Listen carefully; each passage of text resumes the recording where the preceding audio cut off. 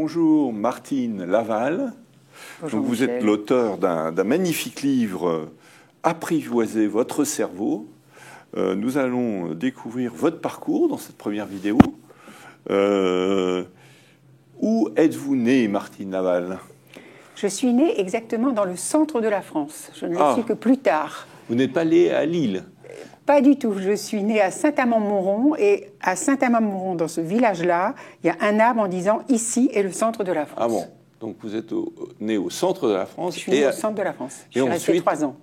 Vous êtes resté 3 ans? Et ensuite, on est allé à Paris. Vous êtes allé à Paris. Et alors là, commencent vos études. Brillantes études qui vous amènent à devenir professeur de mathématiques, d'après ce que j'ai compris. Alors, il se trouve que les sciences et le cartésianisme scientifique, ce n'est pas ma note de musique. C'est Yehudi Menuhin qui disait « Chaque être humain, quand il va sur Terre, doit rencontrer sa note de musique ». En fait, il y a 3 x 7, 21, il y a 21 possibilités. 21 possibilités. Mais j'ai obéi aux parents. Donc, comme je suis née avec un QI correct, j'ai donc passé mes diplômes en sciences. Et après, j'ai eu un petit garçon qui, à 2 ans et demi, a failli mourir. Ma petite fille avait 15 jours. Enfin, je passe l'histoire. Et donc, il a fallu que j'aille vivre 7 ans à la montagne pour qu'il puisse... ne pas être en permanence sous cortisone, etc., etc. Et il a failli mourir pendant 1 mois. Des problèmes respiratoires. En fait, à ce moment-là, mes deux enfants sont nés à Lille, ici. Et d'une seconde à l'autre, il s'est mis à étouffer. Et en fait, au final, c'était du sang qui a pété dans le poumon et 2 tiers de poumon ont été coupés, etc. Et pendant 1 mois, j'ai vraiment cru qu'il risquait de mourir toutes les secondes. Ouais. Et aujourd'hui, cet enfant a brillamment réussi. Il est entre la France et San Francisco. Il a créé plusieurs entreprises extrêmement innovantes. Donc vous vous êtes battu pour sa vie. Et vous partez donc et vous devenez professeur de mathématiques à ce moment-là. Et à travers cette expérience un peu radicale, en quelque sorte extrême, vous êtes amené en quelque sorte à vous intéresser au cerveau, à la psychologie. Et là, votre vie va complètement changer et vous allez vous orienter au contraire vers la psychologie, les sciences sociales et le management. Oui. 2 choses m'ont beaucoup marqué. C'est que quand mon enfant a failli mourir, si j'avais obéi à la médecine, il serait mort. Et si j'avais désobéi comme je voulais désobéir, il serait mort aussi. Ah voilà, ça c'est... Première chose. Deuxième chose, quand il a été opéré et qu'on lui a coupé... parce que c'était terrifiant. Quand il a été opéré, je pensais qu'il allait mourir. Et le chirurgien... parce qu'il venait plus, les médecins venaient plus le voir dans sa chambre, donc j'ai dit écoutez, faites quelque chose, opérez-le. Et le chirurgien a dit ok, puisque vous le demandez, comme quoi il faut prendre sa place dans la vie. Et le chirurgien m'a dit je sens que vous êtes vraiment au bon endroit, je vous propose d'entrer dans le bloc opératoire, là où je vais l'opérer. Comme ça, je ne lui mettrai pas quelque chose d'aussi brutal pour l'endormir. Vous lui lirez le livre qu'il aime, qu'il aime, et comme ça, il pourra mourir en paix. Et en fait, il n'est pas mort. Et c'est grâce au fait que le chirurgien m'a fait confiance. Et ça m'a beaucoup marqué parce que la confiance dans la capacité de l'autre, elle est fondamentale. Oui. Alors, tout ça va vous amener à une nouvelle dimension dans votre vie. Alors, comment vous vivez ce virage? Alors, ce virage, en fait, c'est que ça m'a permis de rencontrer... les difficultés de la vie nous font grandir. Oui. C'est comme ça.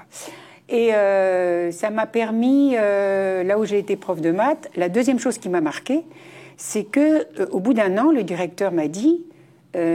Martine Laval, vous devez être très très très bonne en maths. Moi, je ne suis pas spontanément bonne. J'ai oublié aux parents, mais je ne suis pas spontanément bonne. Mais en fait, c'est que je disais à des élèves, va au tableau, tu es meilleur que moi. Et le fait de dire à quelqu'un, tu es remarquable quelque part, ça fait que cette personne rencontre qui elle est, et rencontre son assertivité, et rencontre ça lui donne confiance en elle. Et tout à la base pour moi, et maintenant je suis consultante en management, tout à la base, c'est si j'ai confiance en moi, j'ai des richesses fantastiques, quel que soit l'endroit social où je suis. Alors, qu'est-ce qui vous amène à écrire ce livre, Apprivoiser vos cerveaux? Votre cerveau. C'est que l'aérium privé où j'étais prof de maths, il a fermé, donc je me suis recyclée en psycho. La psycho, c'est mon histoire, l'être humain, c'est mon histoire. Et heureusement, c'était couplé avec la fac de médecine où on étudiait le cerveau. Et le cerveau, c'est notre mécanique interne.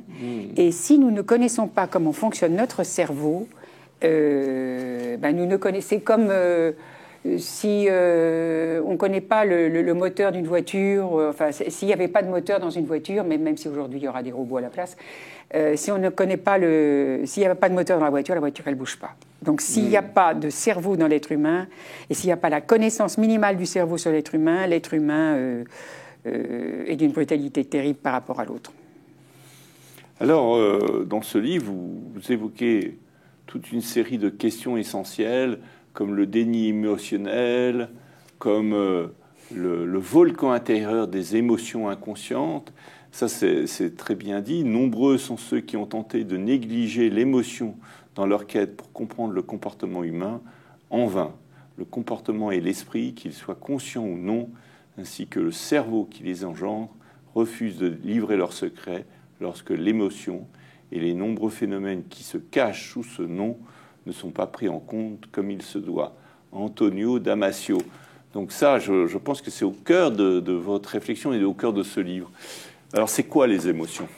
Alors, quand je me suis recyclée en psycho, et c'est là où je vois que le formatage de l'être humain en fonction du moment, de l'époque et du lieu où il est né, il est fondamental. Parce que quand je me suis recyclée, les émotions, on disait les émotions au vestiaire. Et les émotions, on ne les prenait pas en compte.